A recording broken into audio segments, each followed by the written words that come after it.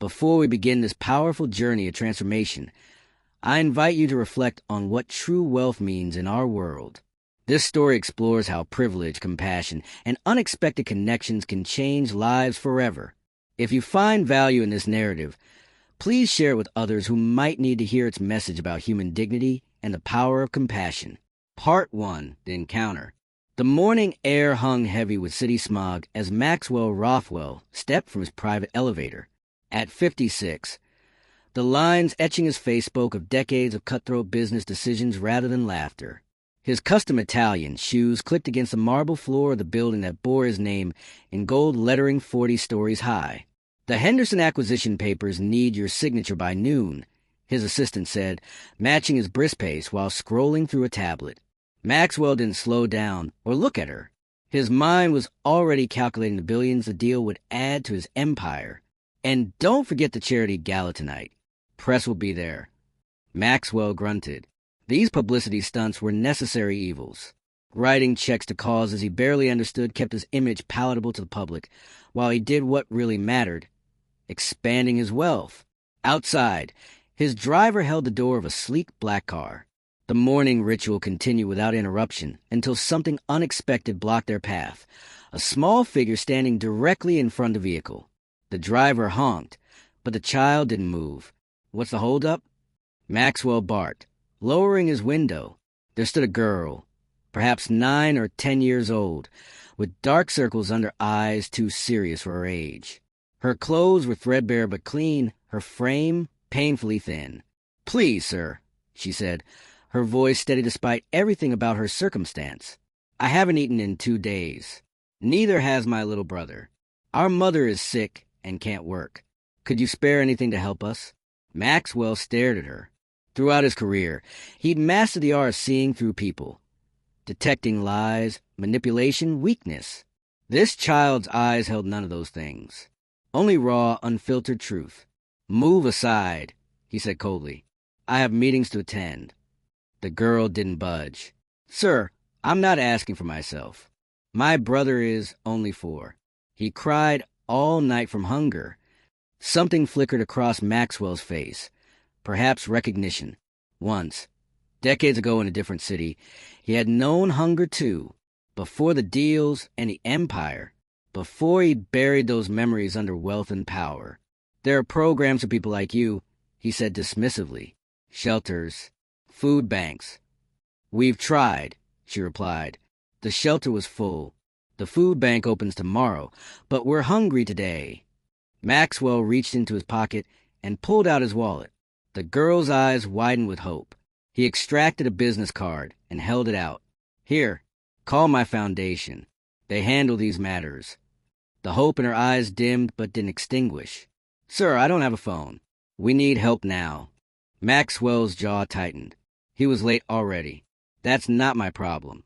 Now move before I call security." "My name is Sophia," she said, still not moving.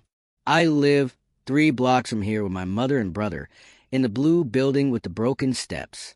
If you change your mind." His driver exited the car, gently but firmly moving the child aside. Maxwell did watch as she stepped back onto the sidewalk. Didn't see her shoulders slump as she turned away. Probably working for some panhandling ring. He muttered to no one as the car pulled away. The day proceeded as planned. The Henderson acquisition was sealed, adding another corporation to his conglomerate. Employees were laid off to maximize efficiency. Numbers on spreadsheets shifted. Fortunes were made and broken with keystrokes and signatures. That evening at the charity gala, Maxwell stood in a tuxedo worth more than what many families earned in months. Cameras flashed as he presented an oversized check to a children's hospital. His practiced smile never reached his eyes. "Mr. Rothwell, your philanthropy is inspiring," gushed a reporter. "What drives your commitment to giving back?" "Everyone deserves a fighting chance," he replied smoothly, the word hollow and rehearsed. Later, in his penthouse overlooking the glittering city, Maxwell found himself standing at the window. Somewhere in that sprawl of lights was a blue building with broken steps, where a child named Sophia had gone to bed hungry. The thought came unbidden, and he pushed it away with irritation. He hadn't built his empire by being sentimental. The world was divided into winners and losers. He'd chosen his side long ago. As he prepared for bed in a room larger than some apartments, another memory surfaced, one he'd suppressed for decades.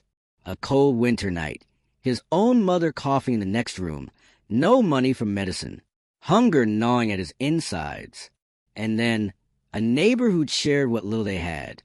A simple act of kindness that had kept him going until things improved. Maxwell frowned at his reflection in the bathroom mirror. He didn't owe that child anything. Her circumstances weren't his responsibility. The world was harsh. He hadn't made it that way. He swallowed a sleeping pill with expensive mineral water and went to bed, determined to forget the encounter. But sleep eluded him. The girl's steady gaze followed him into restless dreams. Morning came with an unexpected development. His cell phone rang, his private number that only a handful of people possessed. Mr. Rothwell. His security chief's voice was tense. There's been an incident at the West Side development site. Maxwell sat up, instantly alert. The West Side project was his most ambitious yet. A luxury complex that would transform an entire neighborhood once demolition of the existing structures was complete. What kind of incident? Protesters, sir. They've chained themselves to the building schedule for demolition today. News crews are arriving. Maxwell cursed. Any delay would cost millions. On my way, he snapped. Within 30 minutes, his car approached the development site.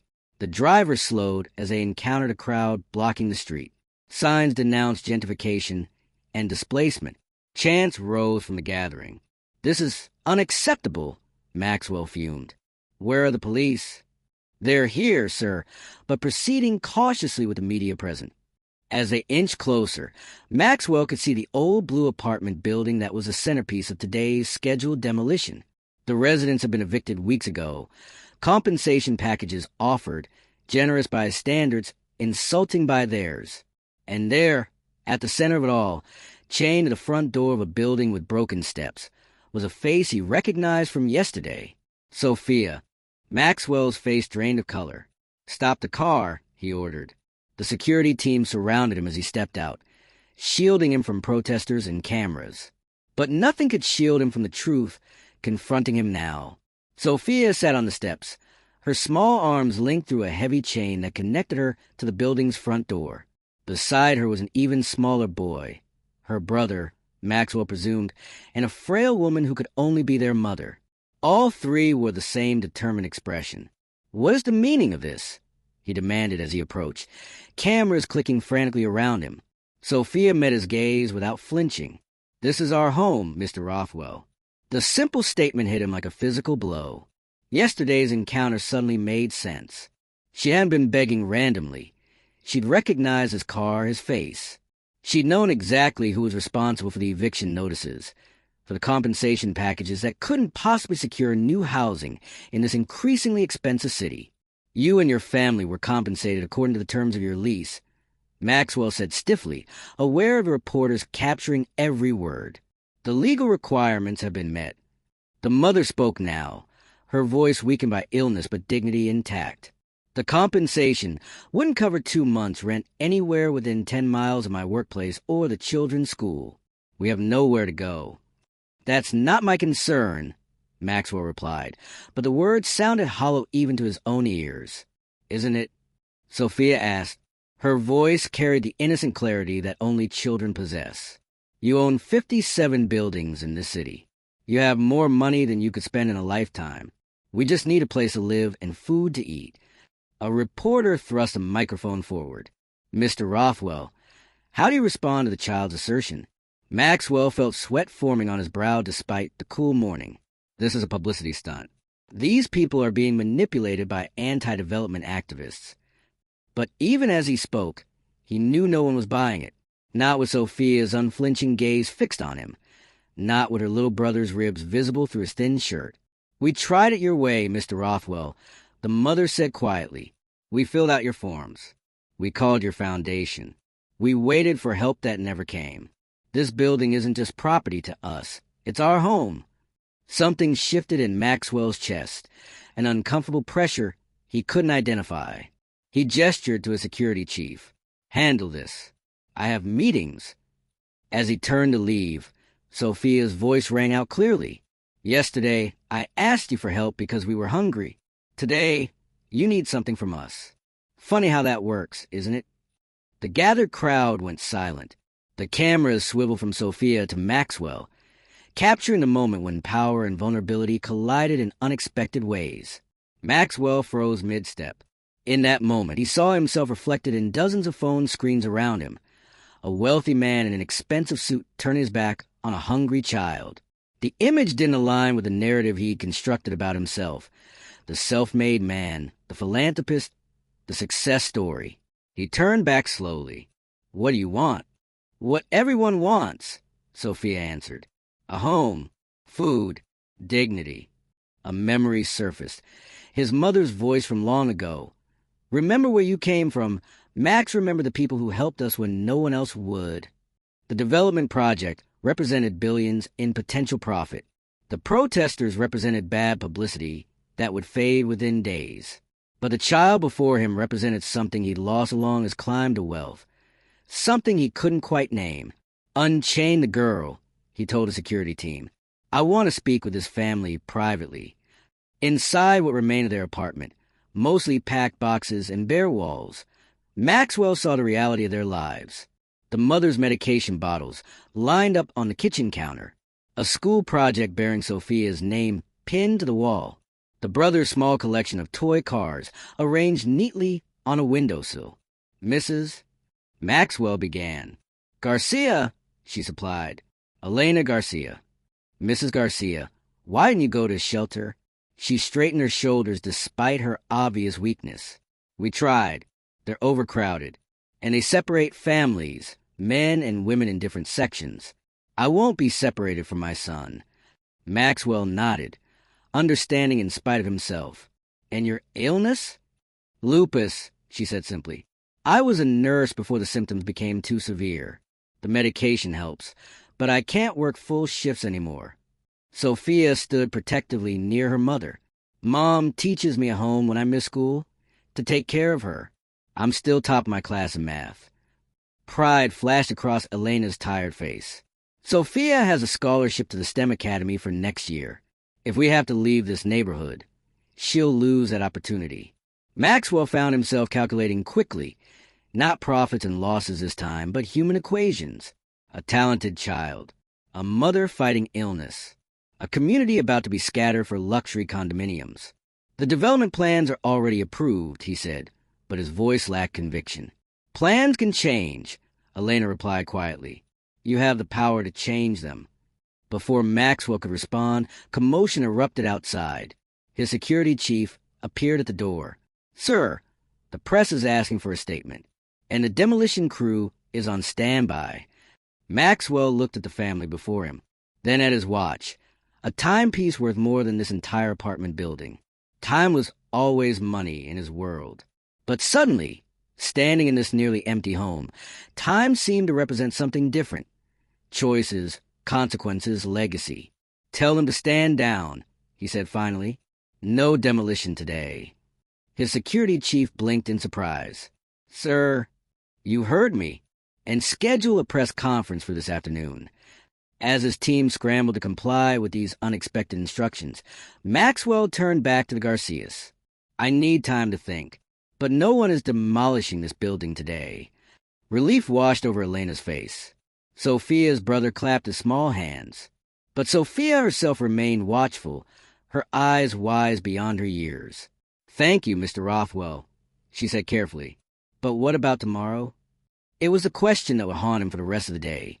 Through emergency meetings with his development team, through angry calls with investors, through the hastily arranged press conference where he announced a reevaluation of the West Side project. What about tomorrow? And the day after that? And all the days that would form his legacy long after he was gone? That night, back in his penthouse, Maxwell found himself doing something unprecedented. He was researching not market trends or acquisition targets, but affordable housing initiatives, community land trusts, mixed-income development models. His phone rang past midnight. His CEO, furious about the day's events. The board is in panic mode. The shareholders will revolt. What the hell were you thinking? Maxwell gazed out at the city lights. Somewhere out there was a blue building with broken steps, where a family slept a little easier tonight because of a decision he'd made. I'm thinking, he said slowly, that it's time for a new approach. He hung up over his CEO's protests and continued reading about innovative urban planning that served communities rather than displacing them. As dawn approached, Maxwell Rothwell, who had built an empire by seeing only numbers, began to see people instead. When morning came, he made another unprecedented move. Instead of heading to his office, he directed his driver to the blue building. He had an idea to propose to the Garcias, one that might change everything. But as his car approached the neighborhood, he saw smoke rising into the sky. Fire trucks crowded the street, and at the center of the chaos was the blue building with broken steps, engulfed in flames. Maxwell stumbled from his car, the driver's warnings fading behind him as he pushed through the crowd gathering at the police barricade. Smoke stung his eyes, but he couldn't look away from the flames consuming the blue building with the broken steps, the home he'd almost demolished yesterday, now being destroyed by fire instead. "Let me through," he shouted, his authority momentarily useless against the firm grip of a firefighter. "No civilians past this point, sir." "The family, the Garcias, are they safe?" The desperation in his voice surprised even him. The firefighter's expression softened slightly. "Most residents evacuated safely. Paramedics are treating people over there." Maxwell scanned the cluster of shell-shocked neighbors wrapped in blankets. His heart sank when he didn't see Sophia or her family among them. He pushed forward again, this time with a different plea. "Please, there's a little girl and her family. I need to know they're safe." A commotion near one of the ambulances drew his attention. A small figure was struggling against a paramedic, trying to break free. Mom and Miguel are still inside. Sophia's voice carried across the chaos. Without thinking, Maxwell ran toward her, ducking under the barricade tape. When Sophia saw him approaching, her eyes widened with a mix of surprise and desperate hope. "Mr. Rothwell, my mom went back for Miguel's medicine. They're still on the 3rd floor. The firefighter who'd been restraining Sophia looked at Maxwell skeptically. "You know this child?" "Yes," Maxwell said, the word feeling unexpectedly true. "Where are the firefighters who went in?"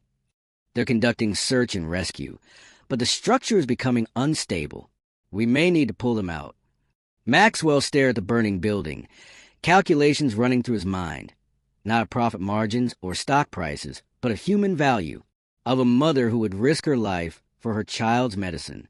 Of a little boy who might not survive without it. In that moment, something crystallized within him. The wealth he'd accumulated, the power he wielded. What was it all for if not for moments like this? "I'm going in," he said, shrugging off his suit jacket. "Sir, that's impossible." But Maxwell was already moving, ducking under another barricade when firefighters were momentarily distracted by a collapsing section of roof. Decades of privilege had taught him one thing. Rules could be broken when necessary. The heat hit him like a physical wall as he entered through a side door. Smoke clouded his vision, but he'd memorized the building's layout from the development plans. 3rd floor, northeast corner apartment. As he climbed the stairs, each breath became more difficult. The expensive shirt that had drawn admiring glances hours ago now pressed against his face as a makeshift filter. The irony wasn't lost on him. After a lifetime pursuing material wealth, none of it mattered in the smoke-filled stairwell. On the 3rd floor, he heard coughing. Following the sound, he found Elena Garcia collapsed in the hallway, her small son clutching her hand. "Mrs. Garcia," he wheezed, crouching beside her. "We need to get out." Her eyes fluttered open, recognition dawning through her disorientation. "Mr. Rothwell? What are you—" "No time," he interrupted, lifting Miguel into his arms. "Can you walk?" She nodded weakly, struggling to her feet. In her hand, she still clutched a small bag of medicine. "This way," Maxwell directed, supporting her with his free arm while carrying Miguel with the other. The boy's breathing was labored, frightened eyes looking up at the man who yesterday had been their adversary. The journey back down was a blur of heat, smoke, and determination. Maxwell felt something shifting within him with each step. Priorities realigning, values clarifying. When part of the ceiling collapsed behind them, barely missing them, he didn't think about his own life flashing before his eyes. Instead, he thought of Sophia waiting outside, of the promise of tomorrow for this family he barely knew. When they finally emerged from the building, paramedics rushed forward. Sophia's cry of relief cut through the chaos as she ran to embrace her mother and brother. Maxwell stepped back, suddenly conscious of his soot-covered appearance, of how far removed this moment was from the boardrooms where he usually operated. A firefighter approached him, expression mixed of anger and reluctant respect. "That was incredibly dangerous and stupid, sir." Maxwell nodded, words temporarily beyond him as he watched paramedics attend to Elena and Miguel. Sophia looked over at him, and their eyes met across the swirl of emergency responders. She offered a small smile, not of gratitude, but of recognition, of seeing him, perhaps for the first time. In the days that followed, Maxwell Rothwell became unrecognizable to those who had known him before. He moved the Garcias into a suite at the city's finest hotel, while he personally oversaw the assessment of the fire damage. Investigators determined that faulty wiring, the kind that should have been updated years ago, had caused the blaze. The building could be restored, his chief engineer reported, but it would be cheaper to demolish and rebuild. "Restore it," Maxwell said without hesitation, "and bring it up to code, all of it." But his vision extended beyond a single building. Using his considerable influence, Maxwell convened a meeting of community leaders, housing advocates, and residents from the neighborhood. "I've spent decades accumulating wealth by seeing properties as numbers on a spreadsheet," he told the skeptical gathering. "Yesterday, I was reminded that buildings aren't just assets. They're homes. Communities aren't just demographics, they're people." He unveiled a new plan for the West Side development, one that preserved existing affordable housing while creating new units that included space for local businesses, community services, and the STEM academy that had offered Sophia a scholarship. "This isn't charity," he insisted when questioned about his motivations. "It's investment in human potential, in what we can become when we see each other clearly." Elena Garcia, still recovering but strengthened by purpose, became a key advisor in the project. Her background in healthcare informed the inclusion of a neighborhood clinic that would serve residents regardless of insurance status. And Sophia? She became Maxwell's most honest critic and, gradually, his most trusted guide in understanding the community's needs. Their weekly meetings to discuss the development's progress became a highlight of his newly recalibrated life. 6 months after the fire, on the day when residents began moving back into the restored blue building, Maxwell stood beside Sophia on the newly rebuilt steps. "Why did you come back for us that day?" she asked him quietly. "You could have died." Maxwell considered the question carefully. "I think I was already dying, Sophia, just more slowly, building wealth while losing sight of what gives life meaning." She nodded, wisdom beyond her years in her gaze. "And now?" He looked around the neighborhood bustling with renewed energy, at families returning home, at the construction site where the community center was taking shape, at Elena supervising the plantings in the new shared garden. "Now I understand what real wealth looks like," he answered. "It's not what you have. It's what you're willing to give when it matters most." Sophia smiled, taking his hand without ceremony.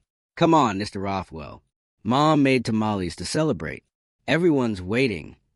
As he followed her inside, Maxwell Rothwell, once defined by the empire he built, now remembered for the humanity he'd rediscovered, understood that in refusing to help a starving child one day and begging that same child for mercy the next, he hadn't just saved the Garcias. They had saved him.